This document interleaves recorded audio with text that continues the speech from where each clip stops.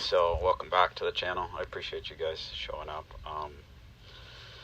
Yeah, my phone kind of locked down, as it does a lot of times in my pocket. It puts in fake codes, so it shuts it down. So that gave me some time to set up the speaker. And I was just kind of thinking about this morning, and it didn't really pan out to be much. I haven't worked this horse since, I don't know, before I left for Europe, so May, June-ish, somewhere in there.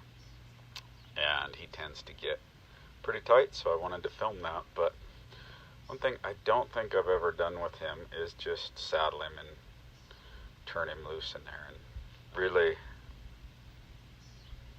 nothing happened. You missed that, but nothing happened. It looks exactly like it does now. So without pressure, he doesn't get troubled. He may get troubled. In fact, as much time as he's had off and as cold back as he is, I would be surprised,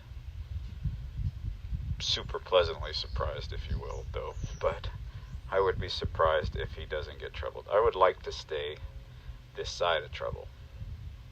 And I don't work regular. If you ride him regularly and work him, a couple days a week or so, he stays pretty good after a couple weeks. But when you leave him off for a while, we're right back to where we started. And I wanted to talk a little bit about that foundation, because I noticed when I was younger and starting lots of colts, I had kind of an assembly line, and you don't make a lot of money riding colts, helping people, especially with problem horses. You see, problem horses a lot of times take more time, and some horses might not just be an hour. You might be kind of multitasking. You might work one for 30, 40 minutes, an hour and a half, tie him up, let him pack a saddle around, put him in the round pen, things like that, rework him.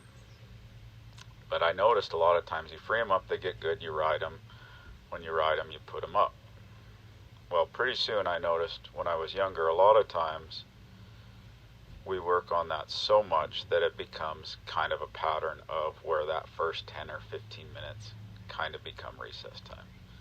So I do try now to work them, free them up. If they do get tight, I'll unsaddle them. Sometimes I give them a few minutes, sometimes I'll put them up, get them out later in the day. Kind of depends on my time. But I would like to try to keep saddling them if I can until they're freed up, time willing. So that I teach them, hey, right after you get saddled, isn't it time to buck around and play and just kind of get all the yaw-yaws, as my friend used to say, out of them. So I want to work with some consistency, but it is nice to spend some time just to watch, and it is a good asset if you have the time on the babies a lot. We just saddle them and let them pack a saddle around. Let them get used to that. Let them be comfortable with that. I mean, honestly,